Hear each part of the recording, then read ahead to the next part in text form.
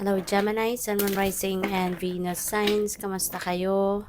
Sana po ay nasa mabuti kayong kalagayan. Welcome back po sa Star Tarot. At kung bago kayo dito, welcome din po kayo. Please subscribe, like, share my videos, and leave me a comment kung nakaresonate po kayo. Thank you. Tignan natin kung ano yung mga energies ninyo surrounding you this week. First card ninyo is your, oh my God, napakaganda Gemini, no? A Wheel of Fortune, that is your current energy. What to embrace, we have Temperance. What to avoid, we have Empress. Ano yung accomplishment ninyo this week? We have the Hanged Man. Blessings and opportunities that might come your way, we have the Eight of Wands. Obstacle or challenges, we have the Lovers. At ano naman yung advice sa inyo, Gemini? We have the King of Pentacles. Napakaganda. Overall, napakaganda, no? So, yung theme ninyo for the week is the world. Wow. So, accomplishment ito. Achievement, accomplishments. This is ending, no? Kasi, kung ano man ang mag-end dito because it is coming to its completion na, kumbaga. It's coming to an end. Kasi, it has come to its full cycle na kumbaga. Kaya matatapos na itong chapter na to sa buhay ninyo. So, the world is also about successes, no? Kaya entitled din kayo rito, no, na mag-ano kayo. Entitled din kayo na mag-celebrate. Entitled din kayo rito na mag-enjoy, no? Mag-enjoy, mag-travel, yung mga ganon. So, definitely there is also something that you are going to start, no? You are going to begin something dito. Depende yan sa inyong sitwasyon. It could be in any area of life, no? Na magsisimula. Kaya good luck sa inyo. So, yung current energy ninyo is Wheel of Fortune. Napakaganda. No? Napakaganda.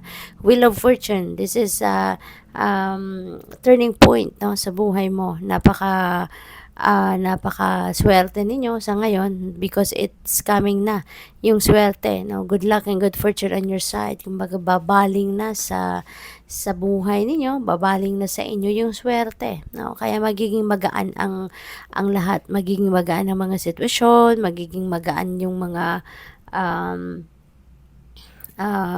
mga galawan, 'di ba, sa buhay. This is also positive change, no? Coming your way. Maraming positibong pagbabago ang magaganap sa buhay ninyo. Unang-una na dyan, nakaperahan aspeto, no? Sa paghahanap ninyo ng trabaho or sa trabaho mismo. Suswertehin din kayo. Karera, 'di ba? Investment, business, yung mga ganon. Or relationship, no? Suswertehin din kayo sa relationship, sa pamilya, or sa kahit anuman, no? Na pinagkakabalahan or pagkakaabalahan ninyo. So, good luck sa you dyan. Ano ang dapat ninyong i-embrace ngayon? We have Temperance, no? So, napaka-importante na you're paying attention to that. Kasi yung Temperance energy is about healing. It's about patience, you know. So, kailangan, no? Kailangan na maging ano kayo ngayon, maging pasensyoso at pasensyosa, you know. Habaan pa ninyo ang inyong pag-iintindi towards other people, towards situations, kasi always remember na hindi lahat, no, ng ina-expect natin or hindi lahat ng gusto natin na mangyari ay talagang mangyayari, no? Hindi lahat. Kaya kailangan natin na matuto tayong magpasensya. Okay? So, anong dapat ninyong iwasan, no? We have the Empress energy. So, since si Empress nasa what to avoid energy, siguro, no, ang dapat ninyong iwasan dito, Gemini, is to become, materialistic, no, or overly focused on materialism. This could also be, regarding pag-aalaga, no, sa sarili ninyo, pag-aalaga sa katawan ninyo. Kasi, alam mo yun, baka may tendency kayo na ma-overlook, no, or ma-neglect ninyo yung pag-aalaga na sa inyong sarili because maybe because of fame, because of material possessions, yung mga ganon, kayamanan, 'di ba? Baka mas ma-focus kayo sa ibang bagay rather than giving yourself also time, 'di ba? Like time to take care of yourself, okay?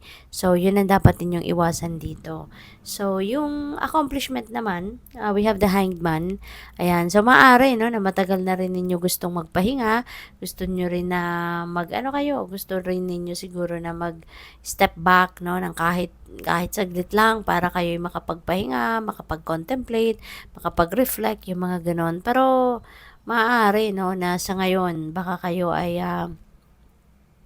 magkakaroon na nga ng oras para diyan. Baka ngayon mabibigyan niyo na talaga ng maraming oras or quality time 'no, yung inyong pamilya, I mean yung inyong sarili 'no, kasama na rin ang inyong pamilya.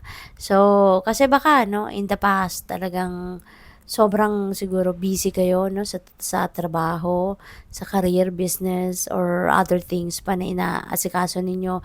But, yung kalusugan ninyo at pati na rin siguro yung pag-aalaga sa pamilya puwedeng apektado rin, 'di ba? Kaya ngayon maaring magkakaroon na kayo ng time para diyan. So, which is really good, 'di ba? Kaya good luck sa'yo. So, and by the way, before I go on, I would like to say hi muna, no, and shout out sa ating beloved channel member na si Alexander Turalba 3777.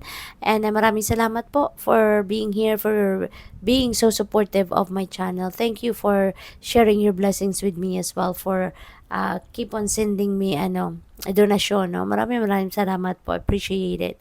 So, we have 8 of Wands at ito naman yung mga blessings and opportunities that might come your way. And, yeah, so yung 8 of Wands, no? This is definitely signifying,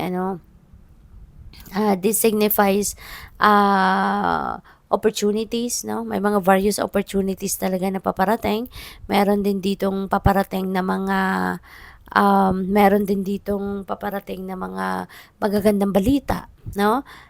Maaring sa mga oportunidad na din yan, pwedeng may kasama dyan na opportunity to travel, 'di ba? Maaring meron din opportunity dito for a new career, a new job, yung mga ganon. Kaya dapat maging handa kayo, no? Just be ready for anything. Be ready to um for change, be ready for opportunities, physically, mentally, emotionally, no? Dapat maging ready kayo, no? Kasi pwedeng mabilisan, no, ang pagpasok ng mga opportunities na to, and of course mabilisan ang pagbabago, no, ang transition. So, yung obstacle naman ninyo or challenge is lovers, no? So, feeling ko baka meron din kayong desisyon na kailangang gawin, no? Maaring may hinaharap kayong decision making, but maaring you're gonna have a hard time, no, na pagdesisyonan yan. Maybe you're gonna have a hard time para mapag-isipan, no, yung decision na yan.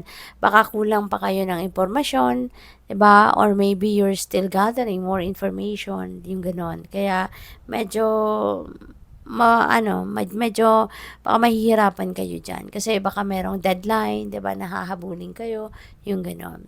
So, yung advice sa inyo ng Spirit is King of Pentacles, which is really beautiful kasi si King of Pentacles masipag, matiyaga, matalino, kaya nga nasa na siya, tugatog na siya ng kanyang tagumpay, 'di ba? So, pwede rin, no, na ang pinakamensahe sa inyo rito, no, ng Spirit is maging katulad kayo ni King of Pentacles. In order for you to reach the pinnacle of success, kailangan din ninyo na magsipag, magtiyaga, 'di ba? At gamitin ninyo yung mga talents, skills, and gifts ninyo para marating ninyo ang tagumpay sa inyong money, career, and finances. Okay? Si King of Pentacles, din ito talagang yayamanin na siya. And despite that yaman na meron siya, mapagpakumbaba, no? Very humble pa rin si King of Pentacles. Kaya,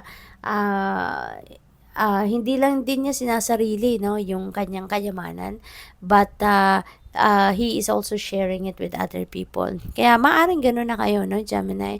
Baka nasa posisyon na kayo na katulad ni King of Pentacles, kaya kayo din naman yung gustong mag-share ng blessing sa iba, kayo din yung gustong magbigay ng oportunidad, no, para sa iba. Kaya good luck sa iyo kasi despite the money, the fame na meron kayo, stability na meron kayo, hindi kayo madamot, no? So, what else? Final message ninyo. We have new beginning. Ayan. So, napakaganda, 'di ba? This is springtime na sa buhay mo. This is the time that you are going to start something new. You're going to start planting seeds, no? Sa ngayon. At kung ano man ito, no, definitely. Kasi si Wheel of Fortune, this is also a new beginning energy. Kaya, di ba, maswerte kayo sa ngayon. Yung good luck and good fortune is on your side. Kaya po pwede na talagang meron kayong sisimulang bagong kaganapan sa buhay. You are going to start something new in your life. Maaaring related yan sa inyong money, career, finances. Po pwedeng relationship. Po pwedeng friendship, no? Yung ganon. So, good luck. Thank you for watching Love and Light. Namaste.